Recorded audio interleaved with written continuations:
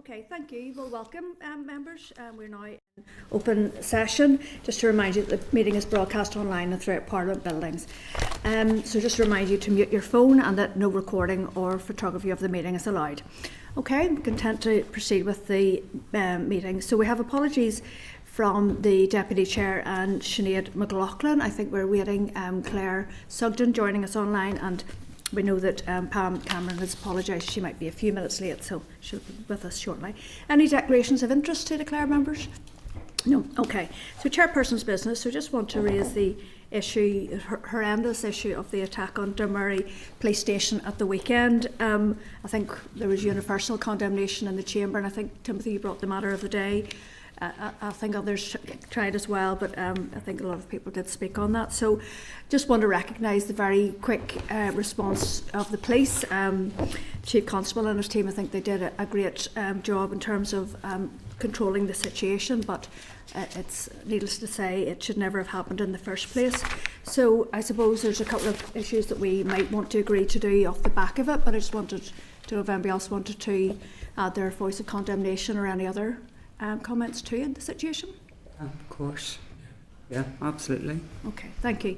Okay, so a suggestion then would be that we would write to the Deputy First Minister to ask for an update on the Communities and Transition Programme and the wider Central Good Relations Fund in terms of progressing that shared future agenda, and also to ask for an update on the priority of safer communities, the commitment in the programme for government. Members content? Yep, right. Okay, thank you. So 3.1 and 3.2, Junior Ministers meeting with interfaith clerical abuse survivors, and I'm going to refer you to pages 6 to 10 of your pack.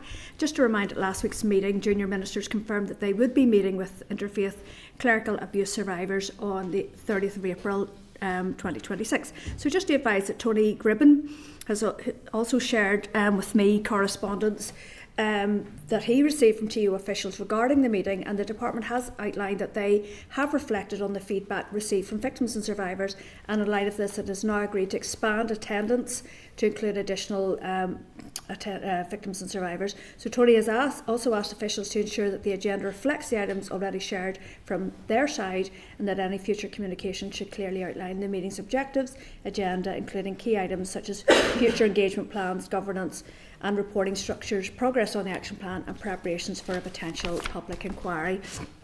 So just to remind that at last week's meeting, the committee wrote to the First Minister and Deputy First Minister to ask that they keep the committee updated on the outcomes of this meeting tomorrow, including any agreed actions by the department. And the committee has also asked for an update on the potential for a new independent chair to be recruited to support victims and survivors of this area of work as it progresses. So just seeking your agreement to note this item and agree to follow up the interfaith representatives of survivors on any response that we receive in relation to the outcomes of the meeting tomorrow. Agreed? Agreed. Okay, and just as another note, I did speak to a couple of others who contacted me directly, and they had received invitations, so I think that we're content now that the inclusive nature of the meeting tomorrow is the best way forward. So 3.3, the Northern Ireland Public Services Ombudsman invitation, just going to refer you to pages 11 to 12 of your pack. Just to remind at last week's meeting, I said that I will be speaking at this NIPSO event on Wednesday the 24th of June 2026 to launch NIPSO's new model of complaints handling procedures. So just to advise that any member who wishes to attend should respond to the link in the invitation provided by Friday the 1st of May 2026, and just ask you to note this item. Okay, draft minutes then, just to advise that these are on pages 13 to 26 of your pack, and these relate to our meeting held on the 22nd of April, and I'm just going to ask if you're content that these minutes are a true reflection of the proceedings. Okay, thank you. Okay, so matters arising then, 5.1 to 5.4, access to records and our committee actions to date. I'm going to refer you to pages 28 to 77 of the pack. Just to remind that at last week's meeting, the committee agreed for the committee team to review the actions previously agreed in relation to access to records and the inquiry, mother and baby institutions, Michael and Laundries and workhouses and the redress scheme bill.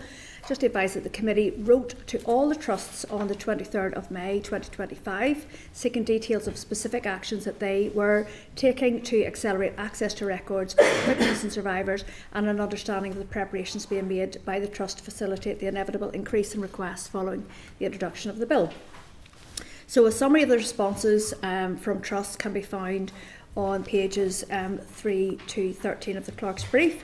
The committee also wrote to the Health Minister on the 14th of October 2025, and that's paragraphs 19 to 28, requesting a written briefing on the possible establishment of a single central location for access to records and whether such centralisation could be incorporated into the Encompass system.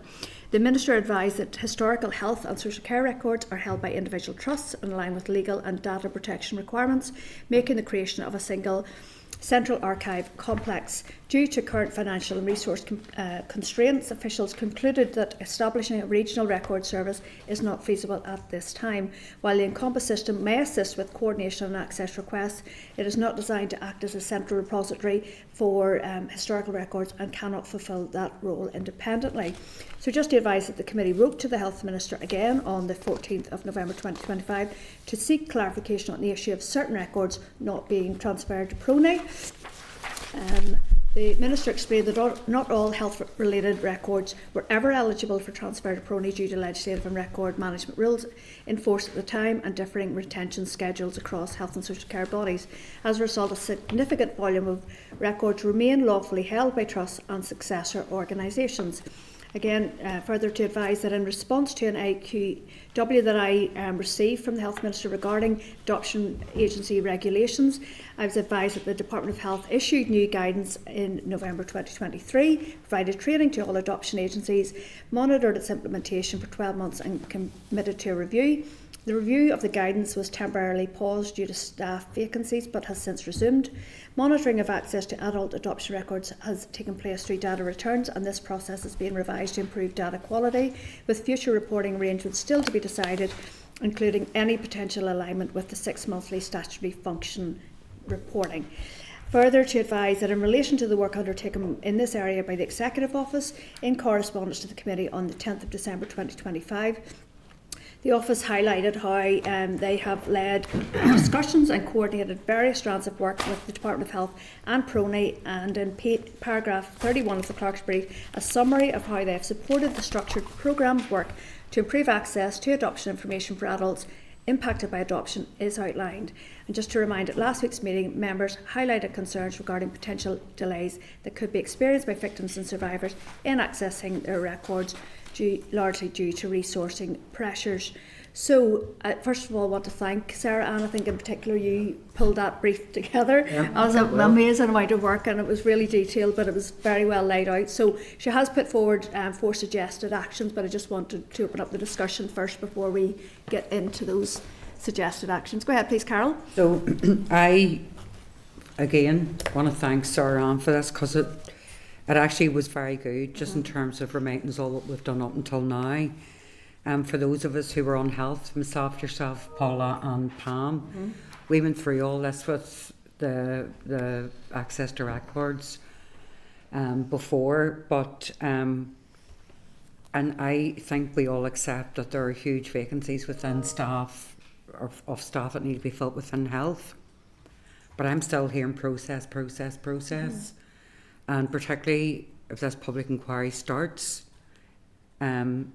then the applications for even the standard payment are just going to be back for an area of work that belongs to health, but it's going to impact on the first deputy, first and 2 junior ministers.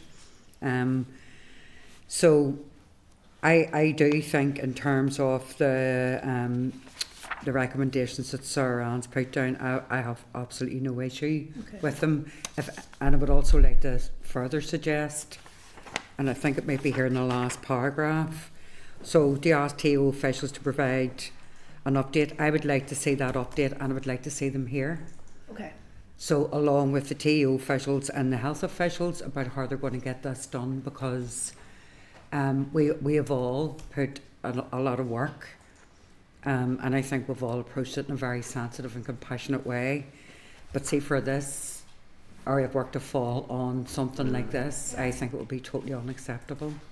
Okay, before I bring everybody else in, I wonder, could you maybe speak to the 4 recommended actions and then pick up what Carol suggested there, please, Sarah? Yes, Chair. So the first action then is to write to the Health Minister to highlight timely disclosure to records held by trusts as Carol said, could affect the redress scheme and how the departments plan to mitigate these risks, to ask if adequate resources are not available, what the department will do, and if there's any contingency arrangements that could be put in place, and also to request an update on the progress to amend the 1989 adoption regulations. Obviously, the Minister touched on that, Chair, in the AQW response to yourself, so maybe also include about the future reporting arrangements with that. To write to the First and Deputy First Minister to ask whether funding under the Truth Recovery Programme could be transferred to the Department of Health, specifically to support the access and the redaction of historic records, and whether any additional, even temporary capacity could be put in place ahead of the inquiry going live. Also to highlight for future budget, to recognise access to records as part of redress and it's not purely administrative. To write to PRONI to ask they keep the committee updated on its work around the preservation of records, particularly in relation to institutions and their cooperation. And we heard when members had their visit on the 15th of April about the case files for St Joseph's Children's Home, for example, so confirmation that they've been transferred, and if they'd be willing then to come and give an oral evidence session to the committee once phase 3 of that work has been completed. And then lastly, just to ask TO officials to provide an update, including an oral briefing with health officials on discussions to date, and PRONI regarding their engagement with Trust to understand the scale of support that they will require. So, and that's that. So I agree with that. But Yeah. I see your 20.26 Yes. of your notes, where the Minister explained that not all health-related records were eligible for transfer Yep. due to legislative and records management rules. That's not correct. Okay. It's not correct. And I would just like to see what the rationale is behind that, because I'm assuming the Minister's getting told this by officials. And I mean, PRONI, for those who visited, I'm sure were impressed, but they have to go through every legislative and every regulation to ensure that they keep records. I mean, they're keeping records on behalf of the PSNI, on behalf of NIO, behalf of the Department for Justice. What difference is there with the Department of Health? It just does not stand up. Okay, so in terms of that correspondence then with the health the first one, yeah. So we'll include yeah. obviously the rationale for that as Carol's comments there to the Health Minister. Go ahead, please, Timothy. Happy to support Carol's recommendation when she said about process. All that rings to me as delay.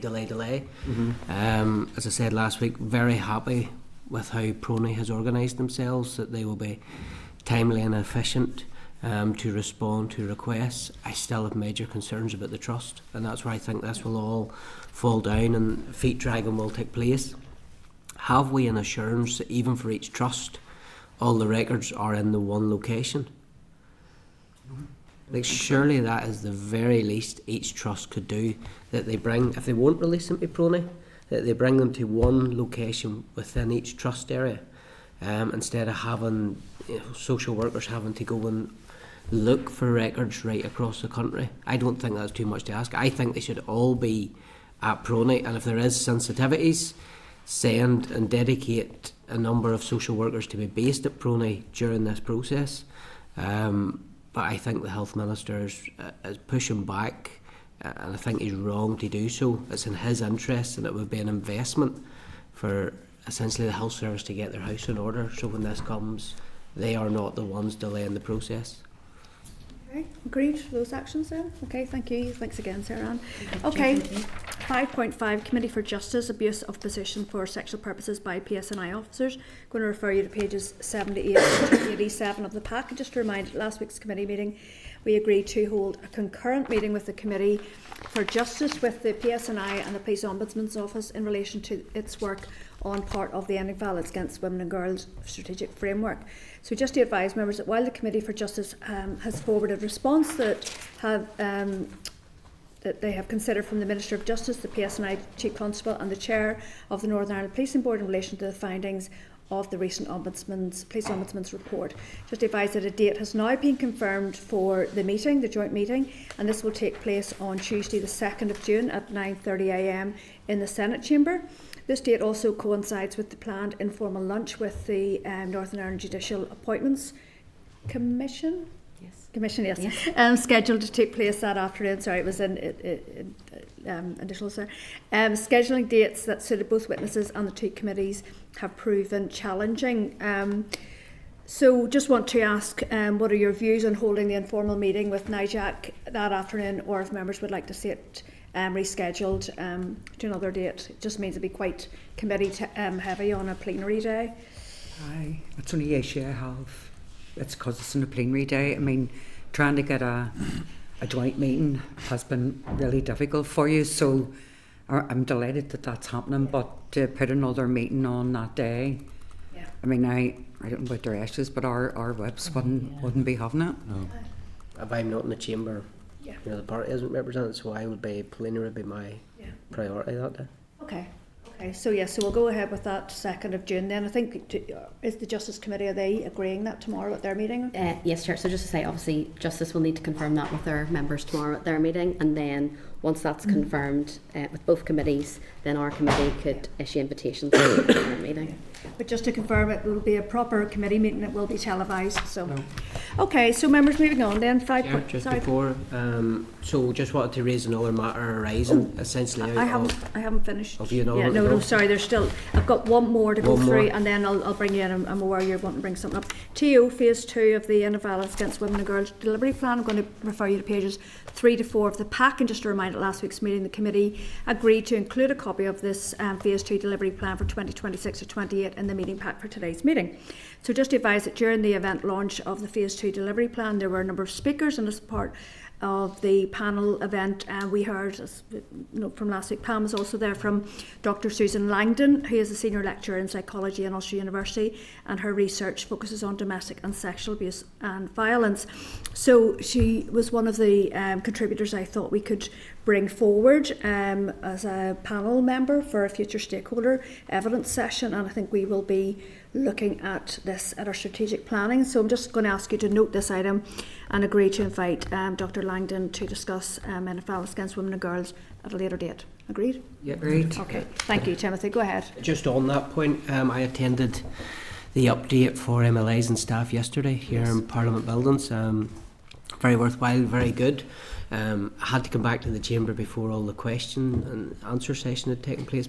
But my question and my suggestion would be that there's some videos shown yesterday. One I think was funded by the Regional Change Fund, and there's one from Newry Morning Down, I think it was, through the Local Change Fund. Very, very good videos. When there is videos published, or when there's toolkits become available, they talked about the head, shoulders, knees and toes aids. Could we get them? Could they be sent to us? Like, if you look at it, there's 90 MLAs sitting in the chamber.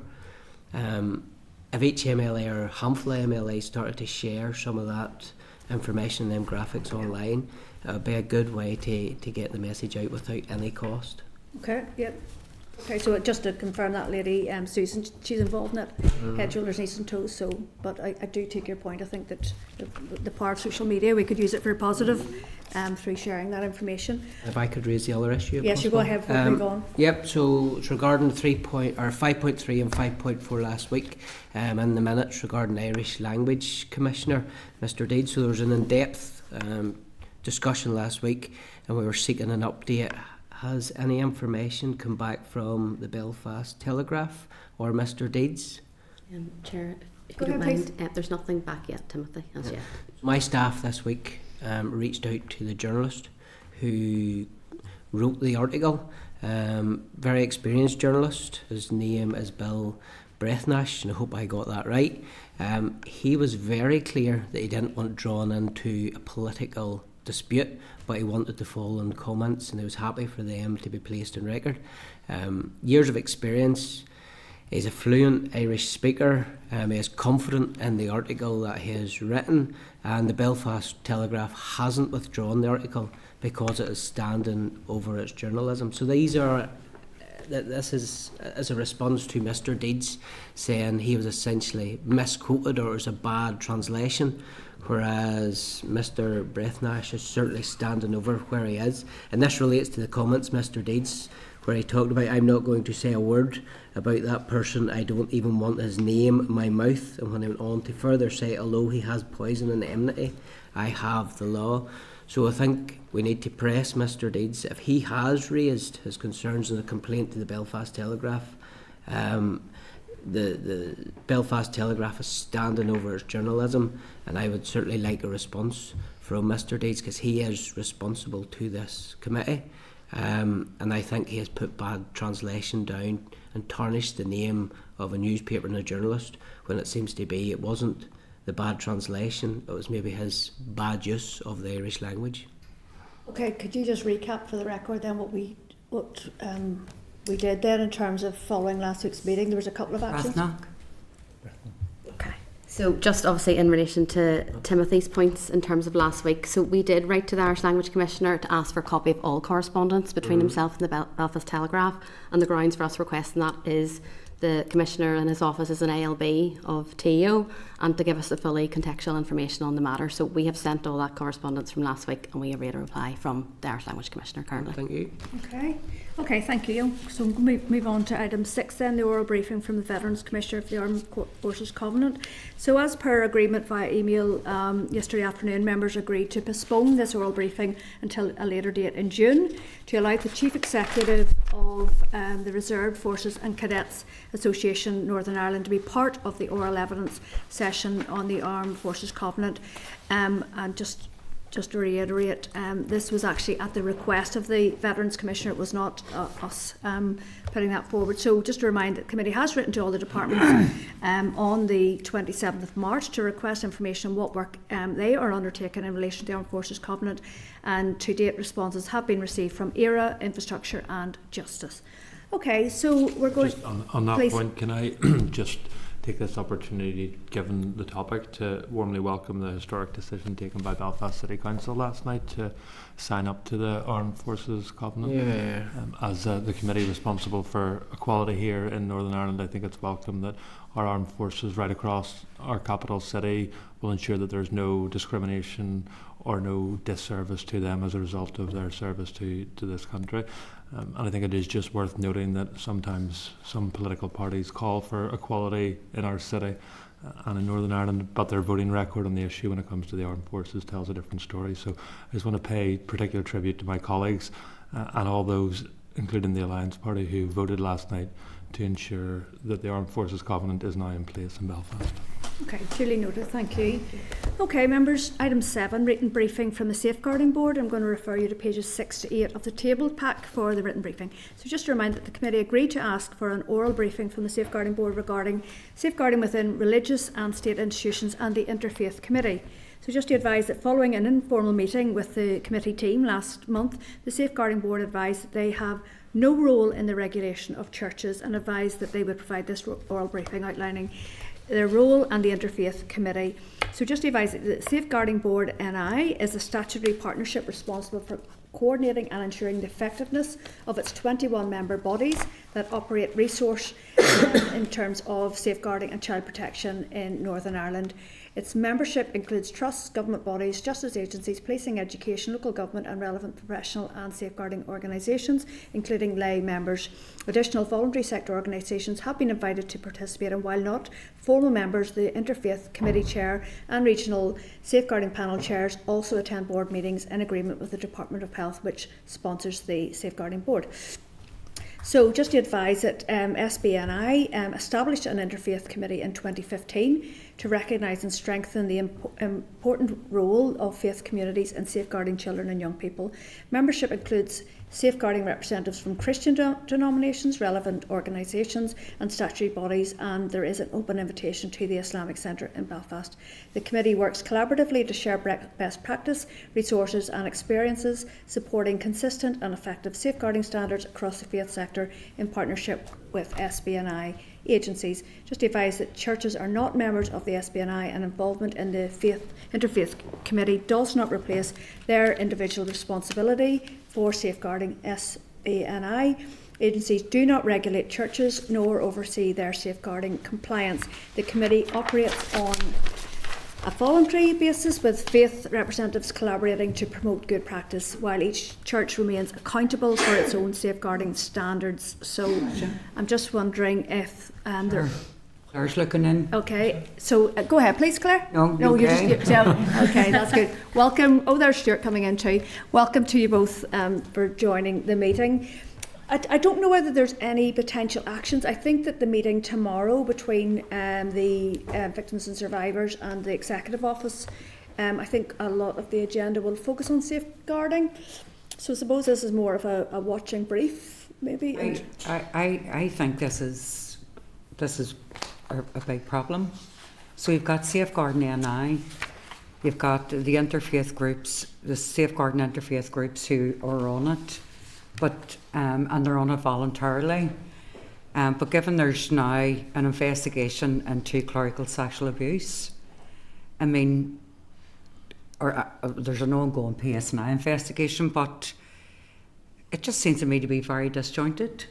Yeah, so when I'm talking about a watching brief, I'm basically saying that tomorrow the Executive Office is sitting down with that Survivors Forum to look at the recommendations from the research, and amongst those recommendations it was quite top heavy with safeguarding action. So it's in that space I'm saying let's see how tomorrow's meeting goes in terms of what actions they're going to take in this space.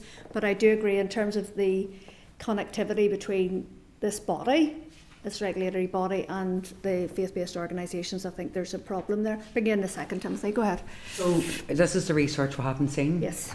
So we're uncomfortable talking about. I'm uncomfortable talking about a reference to research that we haven't seen. This is nothing, no slight on the survivors, but I just think we're now slipping into parlance that we just need to be guarded about. So that would be my concern. The second thing is that even going, I think it was Patrick Gallagher and a couple of other officials who I can't remember their names came, and while it was in closed session, don't want to go into detail, but certainly the impression is that that's one aspect. There's other bits there that's almost not complete or now tied together. And so one thing we're very clear about is we need to listen to the victims and survivors to hear what they had to say about safeguarding, which is fine. But this for me is an example of there's a lot of disjoint, and I would be guarded that this is passed on to us, and we don't point it out, basically. Yeah. I know it's none of our business as such, but we're dealing with the legacy of abuse. And, for us, first of all, to deal with the legacy abuse in the context of not seeing research, not seeing recommendations, and a kind of approach where people are on. I mean, all the statutory people are on that board and it's the right thing, but the people who are working with those who are victims and survivors, they know what doesn't work, and their voice, as far as I'm concerned, is the most important. And I just find it strange, that sort of response. Go ahead, Timothy, please. I welcome the clarity from the board of what they look after. When the officials were here, one of the things I explored with them was that if somebody alleges that they have experienced spiritual abuse, where do they go for help? What safeguards are in place? What body will look after them on that? And I think that was one of the bases, one of a number of reasons why we wrote to the Safeguarding Board. But I don't think we're any further forward in establishing where we would signpost somebody to, and that greatly concerns me. Because yes, we're looking at legacy and things that have happened in the past, but if this is happening in the here and now, I would like to get to the bottom of, well, where should we be recommending somebody goes to? What is the board responsible, or is there anybody responsible? Okay, so I have engaged with Nicola, but in a private MLA capacity, not as chair of this committee. So I am privy to some of the recommendations she's put forward that will be discussed tomorrow, that knit some of this stuff together. So I wonder maybe after today I can maybe ask Nicola to forward the proposals that she's put to the Executive Office that seem to be quite warmly received. And I don't want to talk in tongues, but it's not my place to talk to her. But I think a lot of the concerns that are being expressed here today will hopefully be addressed. And doing that, I'll be referring still to documents and reports that we haven't seen. And this is the problem with all of this. I get that. Okay, so what we'll do is we could reach out tomorrow to the Executive Office and the survivors' representatives to find out if there's any concrete agreed actions, and also to see if that report could be shared. Okay. Okay? Thank you. Okay, members, so we're moving on quite well here. So with our gaps in equality legislation, so I'm just going to suggest that, so was the research officer going to sit in the public? They're coming in now, Chair. Okay, thank you. Okay, members. I know, it doesn't say it. Oh, it does, but sorry. Okay, members, we're actually going to go into closed session, if everybody's in agreement then. Great, Chair. Great. Sorry, I was looking for it You're below the fine, line. Chair. Session. So we've just finished a discussion there on our updated draft final report on gaps in equality legislation. And so we have, at the request of Philip Brett, we are going to come back to revisit this in 1 week. People are going to have one final read at it, and then we will hopefully be able to sign it off. Okay, is that everything? I think so. Okay, thank you. Okay, members, going to move on to correspondence then. I'm going to refer you to pages 208 to 211 of your pack for the summary of committee correspondence, and I'm going to bring your attention to a number of items. So 9.6 TO, follow-up queries from Language Commissioner's briefing from our session on the 18th of March, and I'm going to refer you to pages 200 to 204. So just to advise that the committee has received a response from the Executive Office to our correspondence on the 20th of March following the introductory briefing from the Office of Identity and the two language commissioners. The department has provided further information regarding the grant-making function of the Office of Identity and Cultural Expression, potential overlaps of this function with that of already established grant-making bodies, funding of the offices, and an update from each office. So I'm just going to seek your agreement to note this item and to agree to write to the Northern Ireland Office to ask for an update on the grant-making function of the Office of Identity and Cultural Expression as the commencement of any further provisions under the Identity and Languages NI Act 2022 is a matter for them. Agreed? Great. Good. Okay. 9.8, the Northern Ireland Assembly Youth Assembly Manager.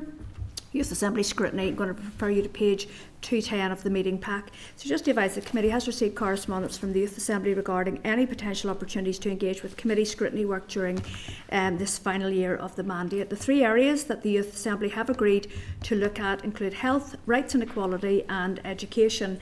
Ending violence against women and girls could be a potential topic as well, and I'm going to ask members if they have any views or suggestions for engaging with the Youth Assembly. Grant. Bring them to committee as we done before. Okay, Yeah. so possibly on that area of any Yeah, violence against women and girls? 100%. Okay, so just I'm going to ask you to note this item and agree that the committee responds to the request of the Youth Assembly Manager highlighting that any violence against women and girls is an area we would like to engage with their Youth Assembly before March 2027. Okay, 9.8 TO follow-up queries on the Commissioner for Public Appointments. I'm going to refer you to pages 211 to 215 of the meeting pack. So the committee has received a response from TO to the committee's correspondence of the 27th of February this year, requesting further information following the introductory briefing from the new Commissioner for Public Appointments, and specifically the review of the 1995 order, the appointment of independent assessors, the Commissioner's time commitment, and TO unregulated appointments, including oversight of the Commissioner. So we're going to seek your agreement to note this item and agree to write the department to ask that the committee is kept informed when the list of bodies regulated by the Commissioner for Public Appointments is updated, and receive updates on the progress of the prerogative order and the list of TO unregulated appointments. Agreed? Great. Okay, so 9.11, Open College Network Skills Ambition for Northern Ireland. Refer you to pages 218 to 248 of the meeting pack. And just to advise that the committee has received correspondence from the Open College Network to share a recently commissioned research report which they believe will be of relevance to the committee's interest in cross-cutting executive priorities, including inclusion, equality of opportunity, and long-term societal and economic well-being. So I'm going to seek your agreement to note this item and agree for the committee team to arrange an informal meeting for me and the Deputy Chair in the first instance. Agreed? Great. Okay, thank you. So I'm going to ask the clerk to read the following onto the record. Thank you. Okay, members, item 9.2 is the Minister for Constitution and EU Relations has responded to committee correspondence of 27th Feb on providing an update on EU relations, if council members are content to note. Ten. Great. Good. Then 9.3 and 9.7, Department of Agriculture and finance responses to committee's correspondence on any violence against women and girls and providing their departmental updates. Members are content to note. Great, yeah. Okay. Then 9.4, we have the 60-second report of the examiner statutory rules. No rules brought to the attention of the committee, if you're content to note that one. Great. Number 5, 9.5, Committee for Infrastructure response to committee correspondence on the Windsor Framework and wider EU matters. To date, the committee has received a response from economy, finance, communities and infrastructure. Again, if members are content to note. No, great. Lovely. Then number 9.9, TEO news release. First Minister and Deputy First Minister launch second Ending Violence Against Women and Girls delivery plan. Again, if you're content to note that. Great. Lovely. Number 12, TEO partnership agreement between the Northern Ireland Judicial Appointments Commission and indeed TEO. So if members are content with that one. Content. Yeah. Very good. And then we have number 13. This is from the Committee of Finance, the Public Expenditure Outturn and Forecast Outturn, basically giving you to the end of the year. So this is number 13, if members are content to note that. Content. Lovely. Number 14, a further TEO news release. This is around the issue that members mentioned previously around the attack on Dunmurry Police Station. If members are content to note. Content, thank you. Lovely. Does anybody want to raise anything in relation to any correspondence? Oh, just something under AOB. Okay, I'm going to go on to draft work programme and I'll come back to you. Okay, I'm going to refer you to pages 338 to 340 for the updated forward work programme, and I'm going to ask the Assistant Clerk to talk through any changes. Thank you, Chair. So next week the committee will have 2 oral briefings. The first will be with Maura Doherty, the new TEO Permanent Secretary, and then department officials will be up to discuss the response in Module 2 of the report to the COVID inquiry. Members will also consider a retention and disposal schedule for the Executive Office, and if we have a date confirmed for consideration stage for the Mother and Baby Bill, then we'll also seek to add that to the agenda for next week as well. Okay, great. Okay, Two issues for me. okay, thank you. I need some advice on whether I should be here for the presentation of Module 2 because I attended the inquiry. My own instinct is that I don't, but I just want to double check. So that's the first thing. Second thing is, I think it would be good to write to the Minister for Communities and the Community, or the Committee for Communities, on the work they've done on sign language. It was a massive inequality that was finally addressed yesterday. I spent a lot of time, I'm sure a lot of members did, with the community yesterday. And even this morning, they're absolutely delighted. Yeah. So I thought it was a good bit of work. Okay, no, I'm happy to agree with that. Okay. Chair, sorry, in response to Mr. Cullen's first question about So, Yes. so Maura Doherty is going to be here in response to, and I've just seen that from the Fort Worth programme. So, so it just instinctively you ask a question. quite right to ask. So it'll be standards and privileges, I'm assuming. Or Yes, if you ask the clerk the standards and privileges to begin Yes. with, but the advice that they will give you advice, and I shouldn't. But the general advice to members speaking generally is declare everything and declare everything very fully. But please do seek proper advice from the clerk of standards and privileges in the first instance. So I should do that, or should? If the member would do that herself, because it's a matter for Sound you. Peter, no, that's But dead I'll on. give him a heads up. You're coming his direction, so he's ready with an answer. Okay, and we're happy to agree to the letter going from the committee then. Okay, thank you. Go ahead. Yeah, just quickly, before Easter, Politics in Action organised an event with the Northampton MLAs where there's 2 schools, 2 Ballycastle schools, came to present on ending violence against women and girls, and that was Ballycastle High School and Cross and Passion. I very much think it ties in with the Executive Office and the flagship policy, with us being responsible for them. If there was an opportunity for them to come and present to this committee, I'd be very much in support of that.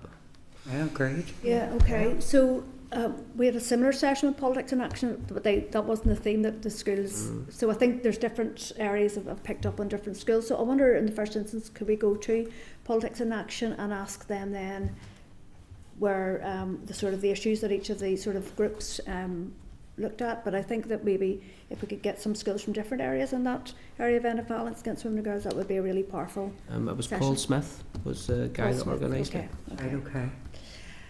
Okay, thank you. Pam? Yep, thank you. It was just to touch upon Carol's point about yesterday and the sign language bill. Brilliant.